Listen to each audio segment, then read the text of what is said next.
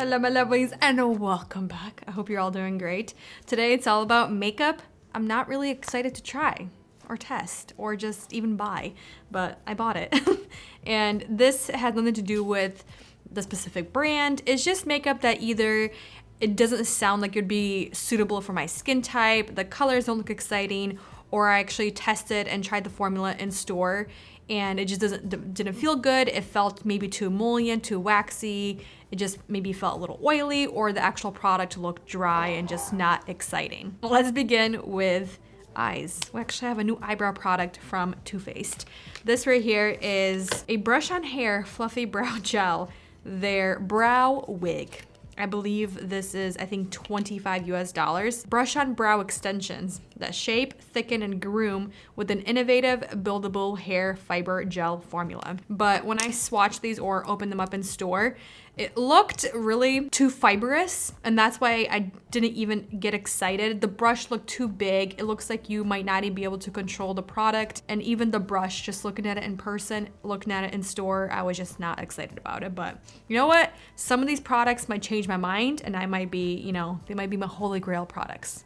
Let's put this on. Okay, so you can see the wand, it's very messy looking. So I'm just gonna clean off as much product as I can. The color for taupe, it's a little warm. I mean, this is definitely depositing color, but the formula itself is very runny and it's not very tacky, or it doesn't have that consistency that I'm looking for to really give it that shape and hold. Not excited about this product. It's too expensive for what it is, and it's not doing what I want it to do. You know what's also better than this besides Gimme Brow, if you want something like a cheaper option? The new NYX. This is the one I'm talking about by NYX. It's the Thicket Brow Mascara. And it also has the fibers in here, but the fibers are a lot smaller. And even though this brush is bigger, the formula itself has a little bit more tackiness to it. So I'm just gonna actually use this on top. So I was walking in Sephora and I saw the little Tarte display on like the side shelf. You know that there's the massive displays for the brands, and then they have like the side where there's like either a smaller little portion of the brand, but whatever. Tarte. This is the C collection of Tarte in Sephora, and this is the Breezy eyeshadow palette. $32 US, and this is a new palette that they just launched, and it was open like this, and it looked swatched in store. And just something about the colors, I don't know, it just didn't really excite me. I do like that the eyeshadows are massive, and I did read that they're all finger-friendly formulas, so that's exciting, but the actual colors, they didn't excite me, or the palette itself. I'm gonna quickly prime my eyelids using the Dominique Everlasting Eye Base. Andre told me to do the cranberry red shade since I haven't done red in a while. Okay, swatches. Feels good. Very, very pretty. Oh wow, I went a little ham. That's not what I wanted to do. I wasn't even looking where I was applying. Maybe it's this base, but it's not wanting to blend out as well. I'm just picking up this matte shade right here and just try to work that. Just kind of soften these edges. I'm gonna take this darker shade, again with my finger, and these are the only two matte shades in the middle, and then the outer four, they're very pigmented and they definitely pack a punch, but I'm kind of having a hard time blending them out. And then I'm gonna take my finger with the lightest, this champagne pale gold, pop that right in the center. Yeah, these matte shades, they're not working for me. They're not as buttery, soft, and creamy and blendable. I don't hate the eyeshadow palette, but I just think Tarte has better options for eyeshadows because usually their eyeshadows are stunning. They're buttery, they're creamy, very blendable.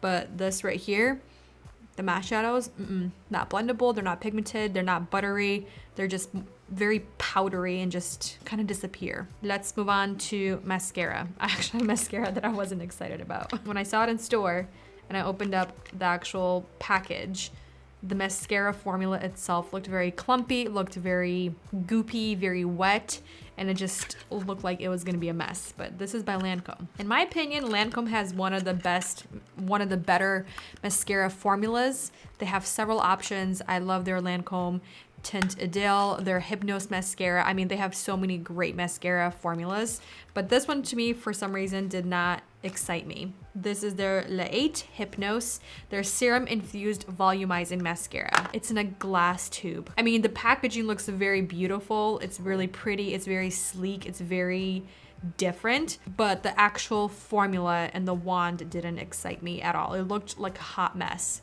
waiting to happen. So it kind of tapers towards the center. There's quite a bit of boar style bristles. It's supposed to be a full-bodied plush volume with care mascara, and over time it revitalizes your lashes. Ultra gentle makeup removal. Powered by 91% ultra caring black balm with 8 amino acids. Okay, the formula, it feels very balmy.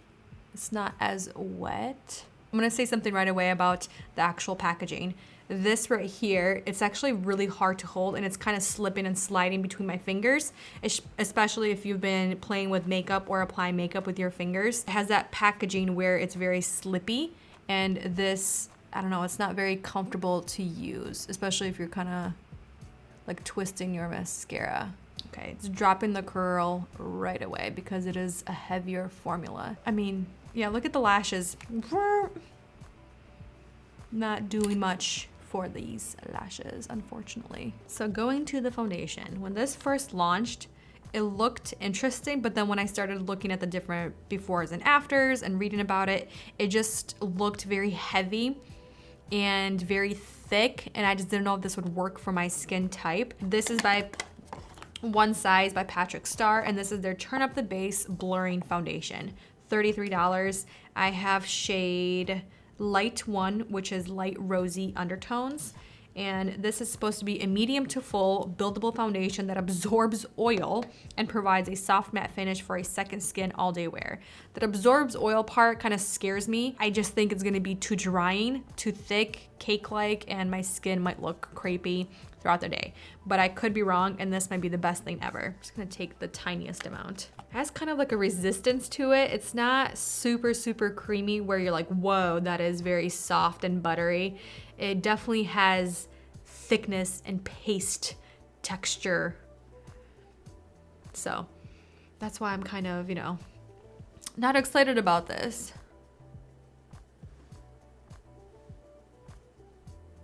Like I said, I have Light 1, which is a cool rosy undertone, and I'm taking my fingers to blend this out. Interesting, okay. So on the face, you can see with fingers, it kind of just blends into a powder. That was interesting. And it definitely warms up on your face. Then, I mean, look at the difference.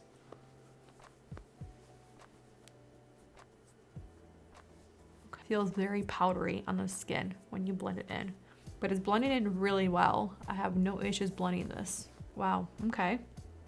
I still have that glow from my skincare, but it kind of softly diffuses the skin.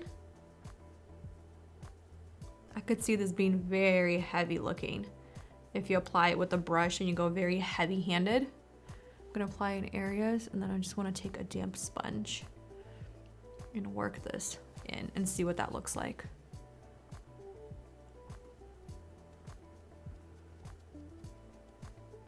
Ooh, I don't like the sponge. Kind of just sits in one spot and just does not want to blend. Let me get a close-up look. I want to see what it looks like up close, because from far away, it looks pretty good. I have glitter all over my face from the eyeshadow. From close-up, it actually looks really pretty on the cheeks, on the chin, on the jaw, but if you do have any dry areas like around the nose, it's really clinging onto it. I do like that I'm still pretty glowy and it looks natural, but my skin looks blurred and soft at the same time. Okay, this one surprised me. It's like my skin, but a little bit of coverage and blurred. Very pretty. Next product is by Makeup by Mario, and this is their Soft Sculpt Transforming Skin Enhancer. It's an all-over warming complexion tint, and I have shade Light, $30 US. And essentially, it's basically a warming skin tint that you apply to the perimeter of your face to give it that soft sculpt without looking harsh. And I don't know, just something about it didn't excite me. When it first launched, there were so many people. It was kind of like either you love it or you didn't love it. I usually really enjoy Makeup by Mario, their products. I think they're phenomenal. Most of them I really enjoy. But basically, they were saying use their F1 brush, which is one of my favorites for contour, for bronzing. It is such a great brush. I think currently it's sold out, but if it's back in stock, definitely get your hands on it. But they're saying that you basically start applying from the perimeter of your face and blend inward. Using it as a contour? Mm-hmm. Is it a contour? Basically, yeah. It's just supposed to warm up your complexion by softly sculpting. It's supposed to look like your skin. The only thing I'm not really excited about is it does have a radiant finish, but this might be really, really pretty. And so far, it's blending in really nice.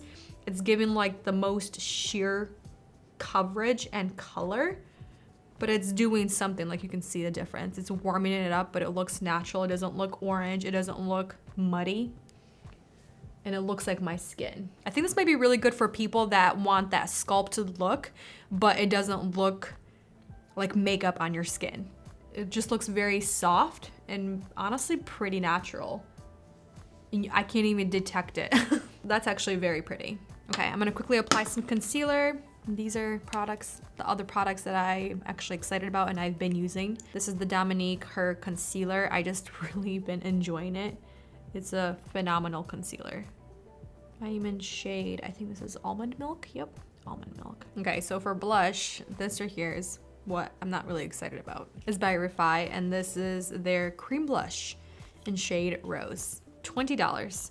I swatched this in store and it just looked very, very waxy and balmy, but not in a good way. It is very pigmented. Look at that. It's extremely pigmented. We'll see, right? We'll see. Okay, so they do recommend to use this with a brush, but they say make sure your makeup base isn't wet or oily before application. This color is extremely subtle. I thought it was gonna be a lot more intense. Very pretty for like those no makeup days, but you still want something on your cheeks. It's not accentuating anything, but I'm pretty sure this base is what's really helping this blush. So my biggest gripe with this is the package size or the amount of product you get for the price. This right here is by Tower 28 and this is their Beach Please, their blush and lip product in one, and it's also $20. You get 4.5 grams versus 1.5 grams for $20. So that's my biggest thing. Like this right here is like a miniature. This is like a sample size, a mini size versus a full size. So this right here is the other Makeup by Mario product that I'm not excited about. It's basically this first and then this one on top. So the cream product first and then you use the powder to kind of lock it all in place. But this to me, swatching it in store, just looking at the pictures online, seeing how people wear it, seeing what it looks like on people's skin, it just looks way too glittery. This right here is their Soft Sculpt Transforming Skin Perfector, $34 US. And I picked up shade Light, and it's supposed to be a 3-in-1 powder to perfect, illuminate, and set makeup for a radiant glow with an airbrush effect on skin.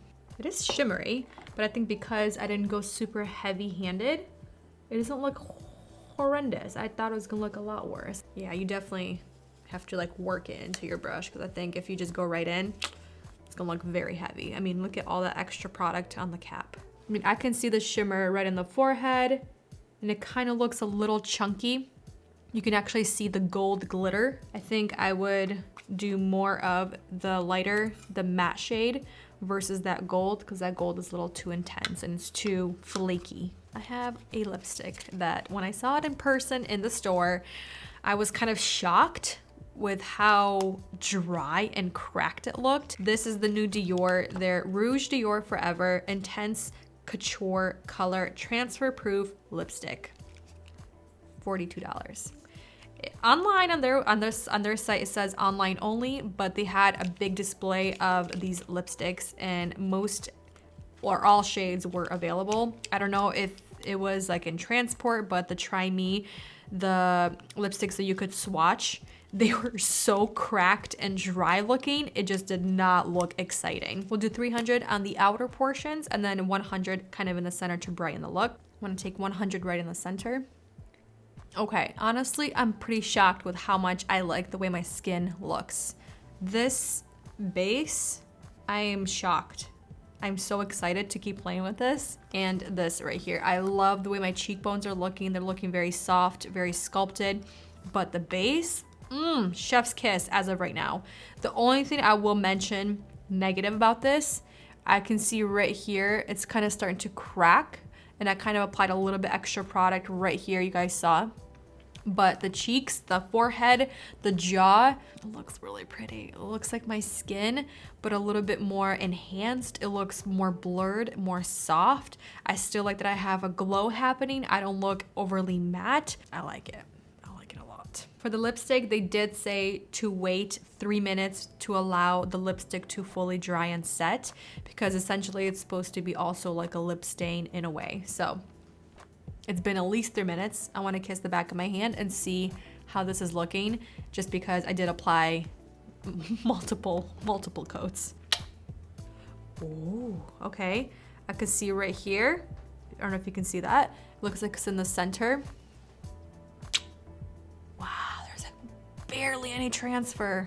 I'm really hoping it's not going to flake or crack on my lips, because it does feel very, very nice. All right, I'll see you guys in a little bit. I'm taking these with me and we'll see how the makeup is wearing. So we just had some dinner and went to get some pizza. I don't know why we always do this. When I'm wearing like a transfer proof or like a long wear lipstick, I always go for something super oily or saucy. And look at the lipstick.